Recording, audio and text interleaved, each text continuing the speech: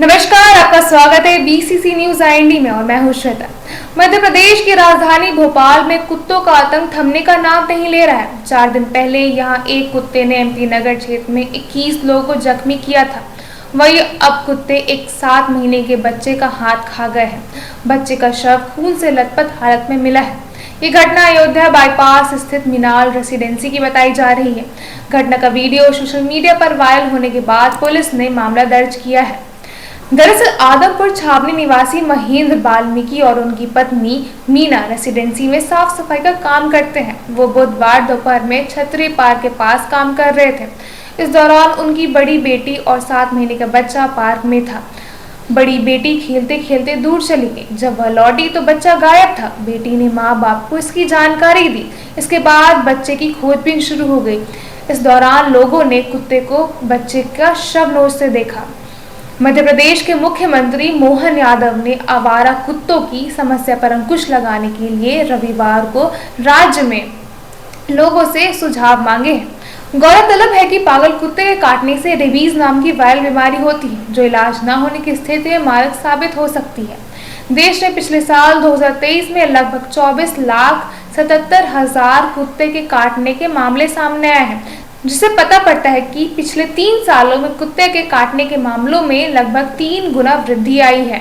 मध्य प्रदेश के पशुपालक विभाग द्वारा किए गए सर्वे को अगर सही माना जाए तो शहर में मात्र 9,917 आवारा कुत्ते हैं। वहीं नगर निगम भोपाल का दावा है कि वह हर साल 18,000 कुत्तों की नसबंदी कराते हैं। जो भी हो, आवारा कुत्ते से लोगों को राहत मिलनी चाहिए और दूसरी ओर जो लोग कुत्ते को पालते हैं उन्हें अपने कुत्ते को एंटी रेबीज इंजेक्शन हर साल लगवाना चाहिए। डॉक्टर के अनुसार रेबीज का टीका प्रिवेंटिव रूप में भी लगवाया जा सकता है। इसी पूरे संबंध में हमारे संवाददाता श्री राकेश ठाकुर ने डॉक्टर पराग पांडे से चर्चा की है। बीसीसी न्यूज में आज हमारे साथ डॉक्टर पराग पांडे जी हैं, जो 29 सालों से डॉग्स की विशेषज्ञता इनको हासिल है। हम इनसे बात करेंगे कि सर, ये भोपाल में जो इस समय जो डॉग्स की जो ये हो रहे हैं, जिस तरह से केसेस आ रहे हैं और काफ़ी घटनाएं घटित हो रही हैं, तो ये रेबीज सर क्या है, इसके बारे में थोड़ा विस्तार से आप बताएं। रेबीज एक वायरल डिजीज है जो गर्म खून वाले कई जानवरों में होती है। वाइल्ड एनिमल्स में भी पाई जाती है। डॉग्स और कैट्स में कॉमनली, डोमेस्टिक एनिमल्स में पाई जाती है। ये जानलेवा बीमारी है और ये नर्वस सिस्टम को अफेक्ट करती है। इंसानों को भी ट्रांसफर हो सकती है और अन्य गर्म खून वाले जानवरों को भी ट्रांसफर हो सकती है। जी जी, तो इसके बचाव के और क्या क्या उपाय करना चाहिए? इसके बचाव का एकमात्र उपाय टीकाकरण है जी। और इसका कोई बचाव नहीं है। टीकाकरण दोनों आप प्री और पोस्ट बाइट ले सकते हैं। प्रिवेंटिव तौर पे भी आप करवा सकते हैं अगर आप एक हेल्थ केयर प्रोफेशनल हैं जिनको आए दिन जानवरों के कांटेक्ट में आना पड़ता है। और पोस्ट बाइट, अगर आपको कोई कुत्ता काटता है या बिल्ली काटती है या ऐसा कोई आपको एक्सपोजर का खतरा रहता है तो आप पोस्ट बाइट भी करवा सकते तो ये सीआर की वजह से होता है रेबीज? सीआर के कारण होता है, सुनने में आया। सीआर के काटने से भी हो सकता है और उस सीआर को भी किसी रेबिड जानवर से एक्सपोजर हुआ हो तो जी। उसमें आएगा।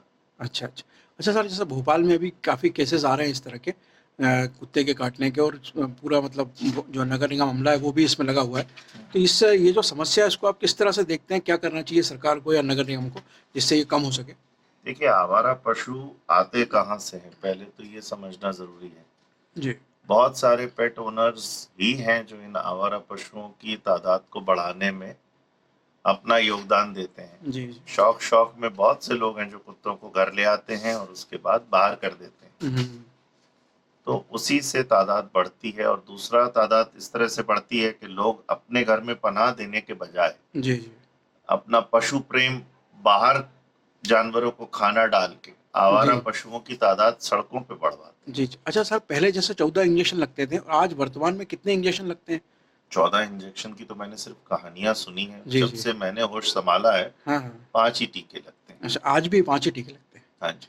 जी। और सर क्या सावधानी रखनी चाहिए, मतलब लोगों को बचाव के लिए? देखिए, ये जरूरी है कि आप बहुत ज्यादा इस बारे में पैनिक करने के बजाय हम्म।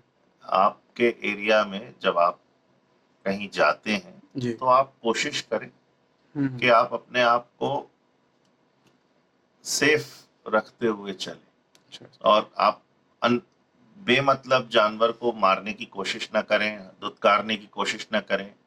वो भी बेचारा सड़क पे भूखा प्यासा ही है। जी। अच्छा अगर सर, भूख इतनी जी। नहीं बढ़ती तो वो इस तरह की चीजें नहीं करता। कई बार हम बहुत ज्यादा घबराहट में भी इधर उधर बच्चों को समझाए बगैर बच्चे भी दौड़ दौड़ जाते हैं, जी, जी। तो जानवर उनका पीछा करता है। तो इस तरह से होता है। अच्छा सर, ये पागल जो कुत्ते होते हैं उसको पहचानने के लिए क्या चीज़ होनी चाहिए? मतलब कैसे पहचाने कि ये पागल है?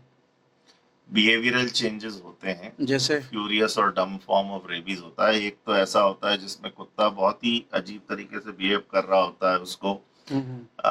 किसी भी एक जगह उसका फोकस नहीं होता, वो रिस्पॉन्ड नहीं कर रहा होता और इधर उधर बिन ऐसे जैसे कि बेसुध है घूम रहा होता है और वो एग्रेसिव हो जाता है। जी, जी। कुछ इस तरह की रेबीज भी होती है जिसमें कुत्ते को पैरालिसिस के सिम्टम्स आते हैं और वो डम फॉर्म ऑफ रेबीज कहा जाता है। जी, जी। और उसमें वो धीरे धीरे पैरालिसिस में चला जाता है, वो और डल होता जाता है, उसके फेस का एक्सप्रेशन चेंज हो जाता है, उसे फेशियल पैरालिसिस हो जाता है और फिर रेस्पिरेटरी पैरालिसिस से उसकी डेथ हो जाती है।